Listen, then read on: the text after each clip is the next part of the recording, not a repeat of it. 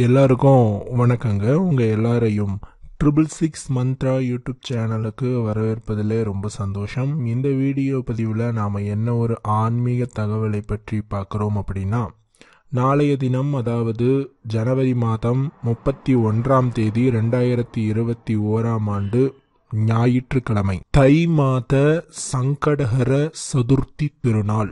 பொதுவாக தை பிறந்தால் வழி பிறக்கும் அப்படிங்கிற ஒரு பழமொழியை நீங்கள் கேள்விப்பட்டிருப்பீங்க. இது ஏன் சொன்னாங்கன்னா, இந்த தை மாதத்தில் வரக்கூடிய ஒவ்வொரு ஆன்மீக நிகழ்வும் பார்த்தீங்கன்னா ரொம்ப ரொம்ப முக்கியமானது. அந்த தை மாதத்தில் வர ஒவ்வொரு ஆன்மீக நிகழ்வுகளையும் நாம் தவற விடாமல் பயன்படுத்தி கொள்ள வேண்டும். அதில் ஒரு முக்கியமான ஆன்மீக நிகழ்வு தான் தை மாதத்தில் வரக்கூடிய சங்கடஹர சதுர்த்தி திருநாள். சங்கடஹர சதுர்த்தி அப்படின்னாவே சங்கடங்கள் நீக்கும் நன்னாள் அப்படிங்கிறது நாம அறிந்த ஒரு விஷயம். கடவுள்களில் மிக மிக எளிமையான ஒரு கடவுள், ஏழைகளின் பங்காளன் என்று விவரிக்கக்கூடிய ஒரு அற்புத முழுமுதற் கடவுள் விநாயகர். எல்லா வளங்களையும் அள்ளி கொடுக்கக்கூடியவர் விநாயக பெருமான். அவரை எண்ணி வணங்கும் எல்லா நேரங்களுமே விசேஷமானதுதான்.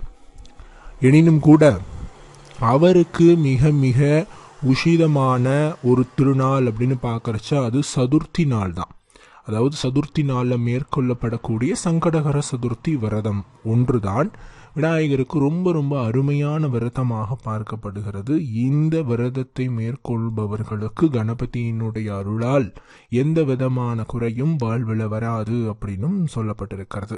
சங்கடங்கள் அனைத்தும் தீர்த்து நாம் கேட்கக்கூடிய அனைத்து விதமான வரங்களையும் நம்மளுக்கு கொடுக்கக்கூடிய ஒரு அற்புதமான திருநாள் இந்த சங்கடஹர சதுர்த்தி திருநாள். பௌர்ணமிக்கு அடுத்து வரக்கூடிய 4வது நாளை தான் சங்கடஹர சதுர்த்தி அப்படின்னு அழைக்கிறோம்.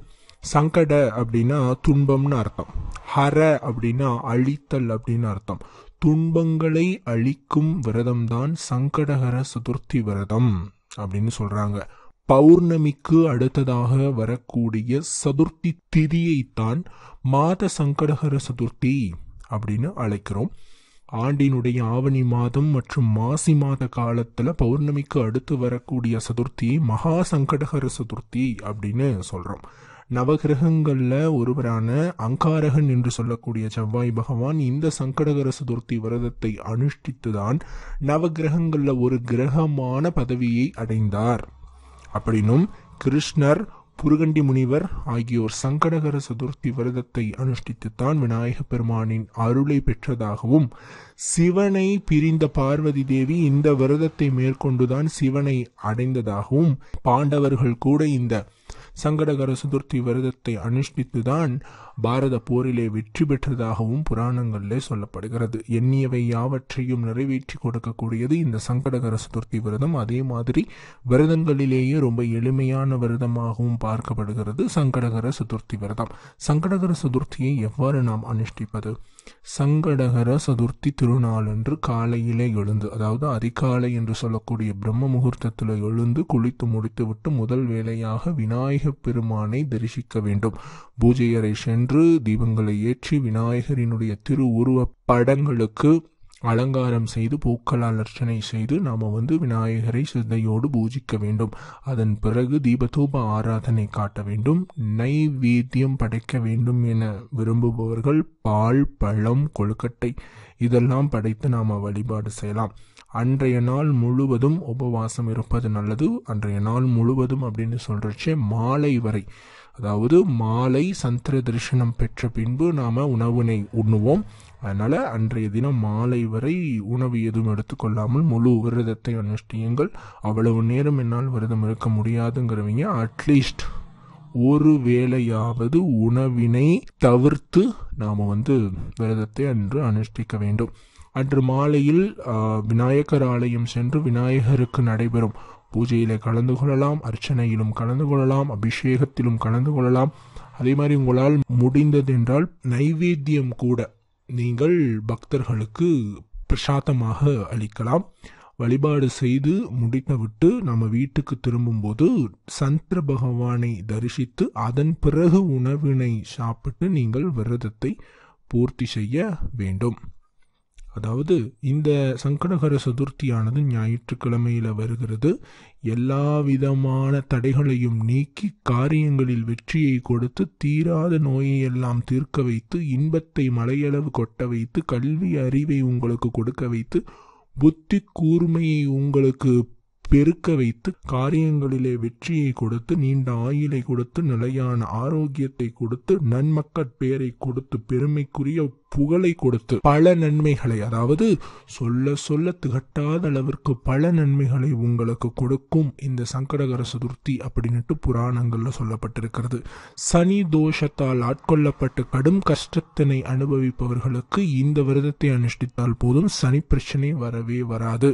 தன்னை கிண்டல் செய்த சந்திர பகவானினுடைய ஆணவத்தை அடக்கும் விதமாக விநாயக பெருமானால் சாபமிட்ட சந்திர பகவான் சிவனின் அருளால் மீண்டும் ஒளிரும் பாக்கியத்தை பெறுவதோடு சிவனினுடைய சிரசில் குடியேறும் வரத்தினையும் பெற்றார்.